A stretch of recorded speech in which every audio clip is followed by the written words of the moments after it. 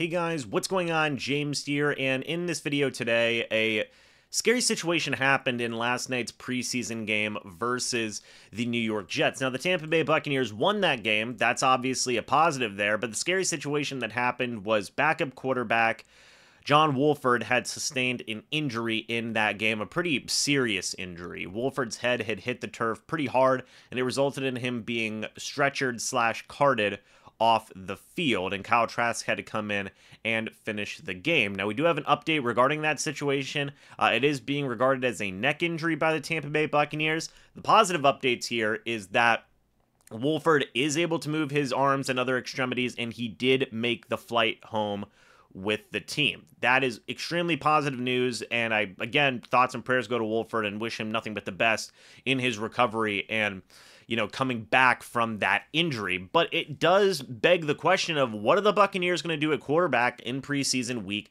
number 3? Will they add another guy to the team? Because right now, as it stands, you have two guys right now. You have Baker Mayfield and you have Kyle Trask. Now, Baker Mayfield did not play in preseason week number 2. We're going to have an entirely separate video coming out talking about that and what that could potentially mean for the Bucs moving forward. Kyle Trask had to play essentially 3.5 quarters in that game. And a lot of people were a little bit wary of that because you are putting Trask in harm's way with a lot of different backups. Could he take a lot of different hits and sustain an injury himself? It is definitely a possibility there. So now you move on to preseason week number 3, and you have a very similar type of situation, right?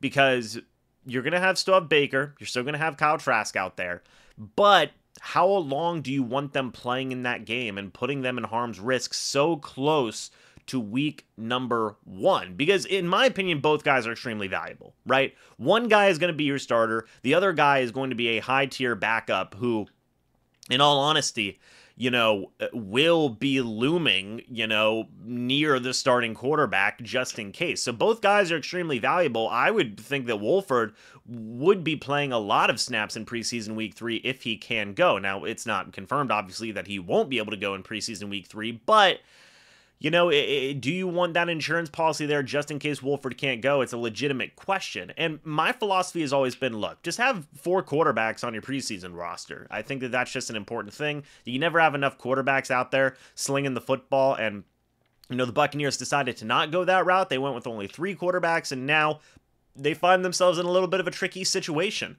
So what do? Right? Well, the first option that they can do is look to some of the guys that they had at rookie minicamp. If Wolford can't go, what do you do, right? Who do you bring in? The 3 guys that are interesting to me are Lindsey Scott from Incarnate Word, you have Kyle Van Treese from Georgia Southern, and you have Kalen Wiggins from Southeastern Florida. So, the 3 guys there, Lindsey Scott was the most interesting to me. I remember I made a video earlier on, in the offseason about Lindsey Scott and the just absolute insane stats that he had put up during his time in college football. Like, man went crazy in 2022. 4,686 passing yards, 60 passing touchdowns, 11 rushing touchdowns. Absolutely insane. Pretty similar build to John Wolford as well, 5'11", 212 pounds. And he at least has some semblance of an idea of what they're trying to do on offense, right? Because he was there in the rookie minicamp, as was Kyle Van Treese and Kalen Wiggins. I think all 3 guys are still free agents. Maybe you could bring one of them in just to get an arm out there, right, for preseason week 3 and give a little bit of a reprieve, a little bit of a rest to Trask and Baker, and not necessarily put them in harm's way. Even if Wolford can go, I would still probably sign one of these guys just in case. So those are the 3 guys where it's like, okay, they've at least been with the organization here for a little bit now, and they may have some semblance of an idea of what is going on, and hey, you never know who can make an impact. Maybe Kyle Van Treese, Kalen Wiggins, or Lindsey Scott go out there and absolutely go crazy, start throwing some fire passes, who knows?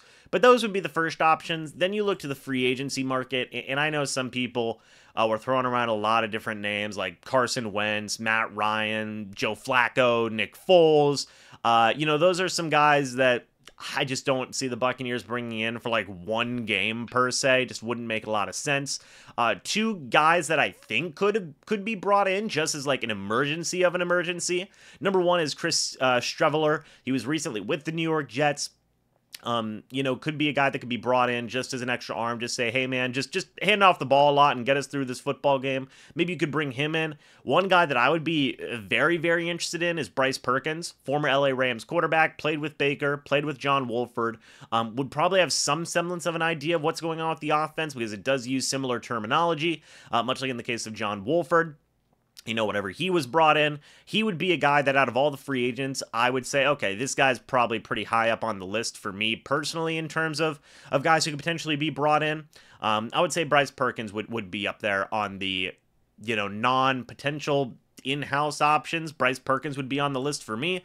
And then you also got to consider those, undrafted free agent guys who were there at the rookie mini camp, because those guys, have been with the organization. They kind of know what's going on and could just be an extra arm just in case Wolford can't go, because you don't want to throw in Mayfield and Trask into harm's way.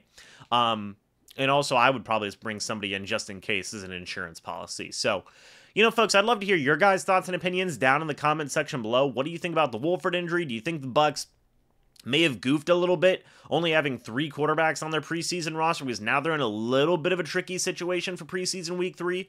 Do you, mind Trask and Mayfield playing in preseason week 3, or do you kind of prefer them going a different route and just having, a situation where those two are not thrown into harm's way? Let me know your guys' thoughts and opinions. I'd love to hear them. Thank you guys so much for watching this video. Hope y'all enjoyed, and as always, folks, we'll see you all in the next video or the next live stream. But until then, and as always, guys, goodbye for now, and go Bucs.